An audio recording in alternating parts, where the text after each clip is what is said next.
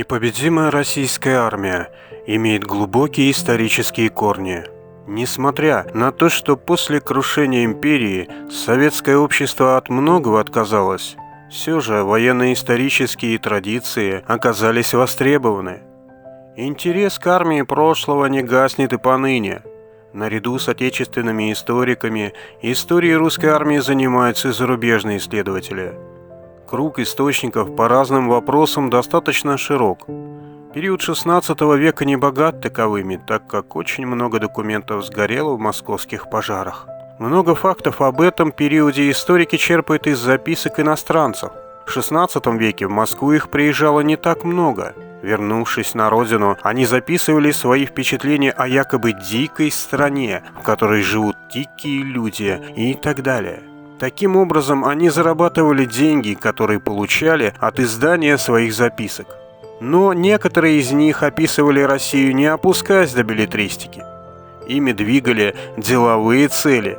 Россию они рассматривали как партнера на рынке, проявляли интерес к природным богатствам страны, искали возможности проложить через Россию путь к торговле с Востоком. Одним из таких был англичанин Джильс Флетчер. Он посетил Россию в качестве посла в 1588 году. После возвращения он сделал очень ценное описание России, рассказав не только об обычаях и быте русского народа. Он довольно подробно описал государственный строй России, особенности ее административного аппарата, организацию военной службы и так далее. В одном из предыдущих видео уже приводились сведения Джильса Флетчера о военных сборах в России. В этом видео речь пойдет о тактике и способах ведения боевых действий.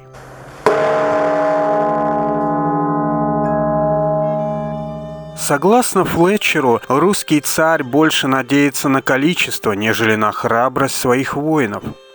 В походе они не придерживаются строя, а идут толпой и при появлении неприятеля так и бросаются на него. Офицеры привязывают к своим седлам медные барабаны и бьют в них, отдавая команды. Также у них есть барабаны большого размера, которые они возят на доске, положенной на 4 лошадях. Каждому барабану представляется 8 барабанщиков. Есть у них также и трубы, которые издают страшно дикие звуки. Когда они идут в атаку, то дружно издают клич так громко, что вместе с барабанами и трубами создают страшный шум. В сражении они прежде всего пускают стрелы, потом действуют мечами, хвастливо размахивая ими над головами. Пехоту обыкновенно помещают в засаде, откуда она могла бы более вредить неприятелю с меньшей опасностью для себя. При оборонительной тактике не используется походная крепость, называемая Гуляй-город. Она так устроена, что может растягиваться до 7 миль в длину. Деревянные стены этой крепости защищают солдат и спереди, и сзади, и имеют отверстия для ведения оружейного боя. В разобранном виде ее возят вслед за войском, и при необходимости она быстро и легко собирается. Эта крепость более удобна против татар, которые не возят с собой ни пушек, ни другого какого огнестрельного оружия. В крепости помещаются также и легкие пушки.